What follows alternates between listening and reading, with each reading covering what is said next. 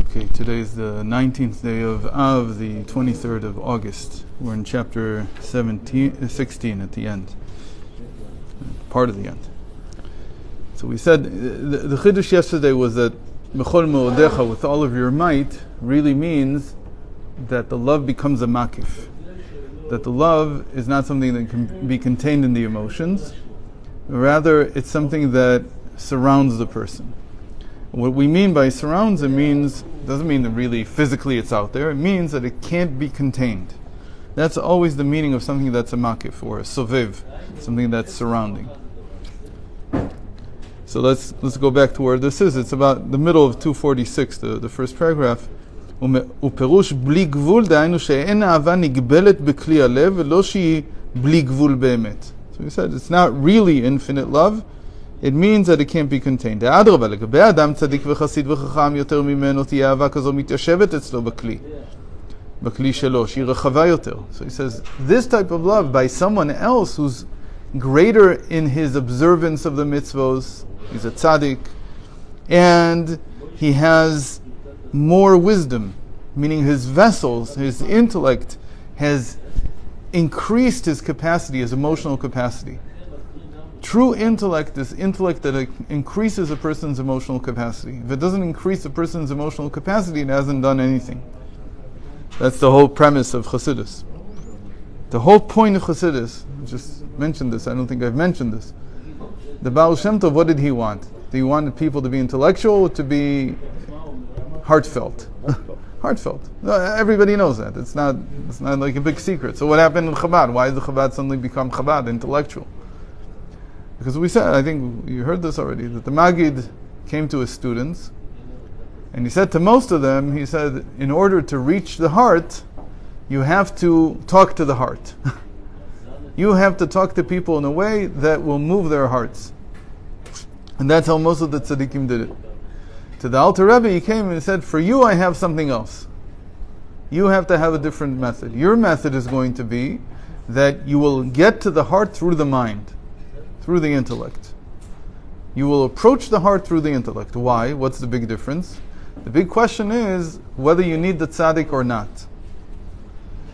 By a regular tzaddik, he speaks to your heart. Whenever he's speaking to your heart is awakened and you're full of love and so on. But when you leave the tzaddik, you go back home, so it lasts for a few more days and it's gone. And about that, the other tzaddikim used to say, tzaddik be'emunato yechayeh. That with his faith, he makes you alive. What do you mean by his faith? Because what do you want to fill the heart with? It's not just love, it's faith. You're filling it with faith. So you take from his faith, he addresses your heart directly, and it opens you up. But by the Alter Rebbe, the Maggid told him, it has to be avodah b'koach atzmo. It has to be self-made work, meaning you become who you are through your toil, not through the tzaddik's toil. It's not through what your teacher does. It's through what you did. So different people, different strokes for different folks. It's different. So Chabad works through the intellect. And by the way, there were tzaddikim who didn't know that the Maggid had given this directive to the Alter Rebbe, and they were opposed to him. Most famous was Tzvi Hirsch of Zidichov. And he said, it's interesting, his you know what, we'll leave it like that. His opposition wasn't even from the point of view that it's too intellectual. He said it's too abstract. It didn't bother him that it was intellectual. He was a Kabbalist, so he loved intellect.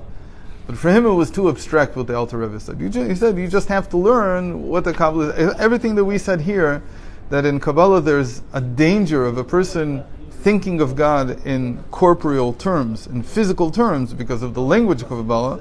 Tzvi Hirsch of Zidichov didn't believe in that. He said, no, on the contrary, this is the perfect language. This is the way you should be teaching. And don't abstract it into some psychological concepts or things like that. You're abstracting it too much, he said to the Alter Rebbe.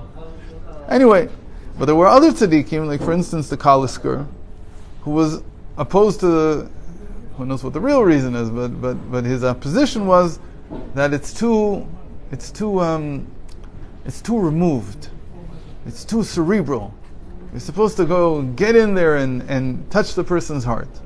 Anyway, so he says, a person who has more intellect, who has more wisdom, he's worked on his heart a lot more, so he has more room in his vessels. He has more intelligence, what today they call emotional intelligence. So by him, this type of love that for you is beyond what you can hold, it overflows, for him he can contain it. It's no big problem. What's the example? The example is in Daniel. That Daniel and Hananiah, Mishael and Azariah, they were in the same place, and they were having a revelation of Hashem together, and they ran away, and Daniel stood and accepted it. The three of them, they couldn't handle it. Even though they had grown up together, they learned together, everything. There were 4 children that were taken from Judea and raised in the Babylonian temple, palace. But they didn't have the capacity that Daniel had.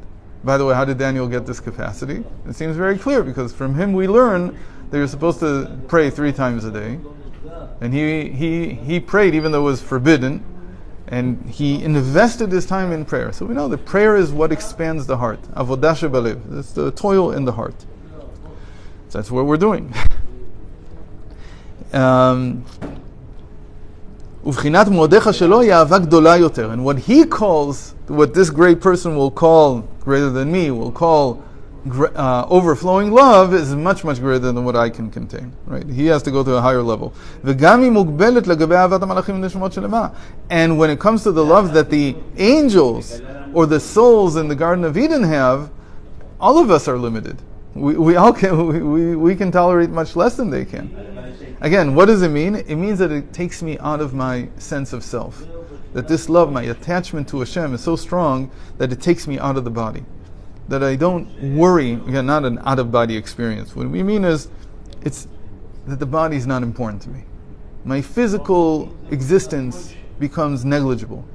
And what's interesting to me is, for some people, like I described it yesterday, the day before, it's like the expanse of human history. It's humanity as a whole. It's Torah as a whole. It goes way beyond where I am right now in the here and now. And that's why the pasuk says,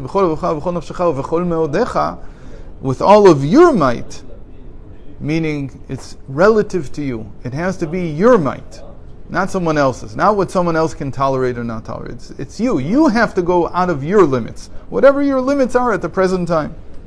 שאצלך היא בלי גבול, דהיינו למעלה מהגבול שלך, should be beyond your limit. ומכל מקום הועיל והיא למעלה מהגבול שלו, הרי זה בחינת העלאת מן, עורר בחינת אינסוף שהוא הבלי גבול באמת. But the principle, now we have to remind ourselves of the principle. What was the principle? That Hashem set up the world in such a way that when there's an awakening from below, it causes an awakening from above. In order to bring down the infinite revelation of Hashem, there has to be an awakening, an infinite awakening from below. What does it mean, an infinite awakening? I cannot tolerate infinity. My infinity is always relative. It's my going out of my limits. The moment I go beyond my limits in anything, I've awakened myself in what's called an infinite awakening, because I've gone beyond my finite limits. And that causes Hashem to bring down His infinite revelation. And His infinite revelation, he says here, Hu bli gvul be'emot, is truly limitless. Again, the whole idea is that it's measure for measure. I have to do the same thing that I want to receive from above. I have to act the same way. So we said, if you remember, he doesn't mention it here from what I remember, but we said yesterday that the language in the Arizal, his language of creation is Kshe'ala birtzono, when it went up in his will. He doesn't say when his will became, or he says this, I mean that's how you say it in Hebrew, but it's an idiom, but I'm not sure where this idiom is from. I think it's from the Middle Ages. Allah birtzono. Maybe the sages already said it. What are they saying though? They're saying real will also awakens from below. Even in the person. There has to be something awakening from below. It's not enough. Will is, even though will is in the superconsciousness, it's in the keter, it's not something that just appears one day. It's not something you want. There's will, and the will has to be moved, even in Hashem, by some awakening from below. So this is a huge topic. I just want to touch on it. It crosses across all of Torah. And you'll see, once you hear it once, you'll find it everywhere. That everywhere that we talk about something holy or kosher in Torah, we're talking about something awakening from below, rising up, and causing a change above. I'll give you two small examples from kashrus. First one is, why does an animal have to chew its cud? What's the idea? Ma'ale gera. Why? Because ma'ale gera, chewing its cud, means that whatever was below now rises up. It goes up. It's an awakening from below, and then when it's chewed the second time, that's what makes it kosher. If it doesn't chew its cud, what it really means is that there's no connection between the below and the above. There's no process of something moving up. The same thing, shosei hashesa. Same thing with the huv, that it has to be a cleft huv. It has to be divided in two. Why? Because that division is unlike an animal that walks on its paw, like a dog or a cat or a leopard, whatever. They don't have anything rising up inside of them. The cleavage inside the hoof is like something rising up and cutting it in two. But you can find this everywhere. The moment you look at it, you'll see this everywhere. Tata gavar, the whole concept in kashrus of the lower, whatever's on the bottom of the pot, is what rises. This is whole thing everywhere. That kashrus, something being holy, something being kosher, has to do with raising it. So, for instance, what do we call putting something on the mizbeach? We don't put it on the mizbeach. We lift it on the mizbeach. We lift it on the altar, from below to above. There's all this from below to above. And that's what causes something to be holy. That's what causes something to be kosher. In any case, so in Hashem also, even when he thought of the world, when his will came to create the world, it had to be an awakening from below, even within him. So what awakened? So we say his kingdom awakened, his sphera of malchus. What does it mean? He wants to be a king.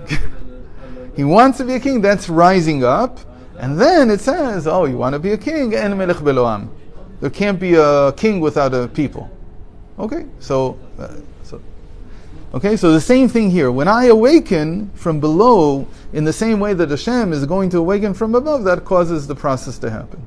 But it has to be that I awaken without limit, meaning I go beyond my limit. So what does it mean to go beyond my limit? Somebody goes on tefillin, and he puts what? Yeah, it's different. And he puts first time tefillin on someone. So we say there's giluya yechida. There's a revelation of the yechida. Yechida is another way of saying in the soul, the highest part, that's like the revelation of the infinite. Why is that? Because this person, for the first time in his life, he's broken his barriers. There was a reason why he didn't put tefillin on until now. Maybe that it was intentional, maybe non-intentional, but in any case, he's broken through his barriers. And because he broke through his barriers, he receives at that moment a revelation from above, which is a revelation of the infinite. Any kind of breaking the barrier.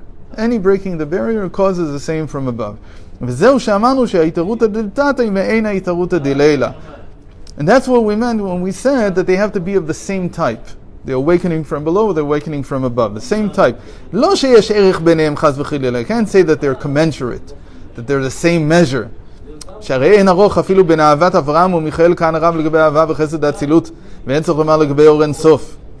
As we said, what I call infinite love is not very infinite compared to even simple people that are greater than me.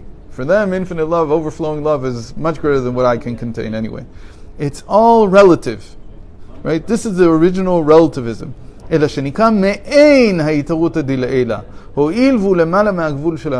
it's called it's a facet of infinity. Why?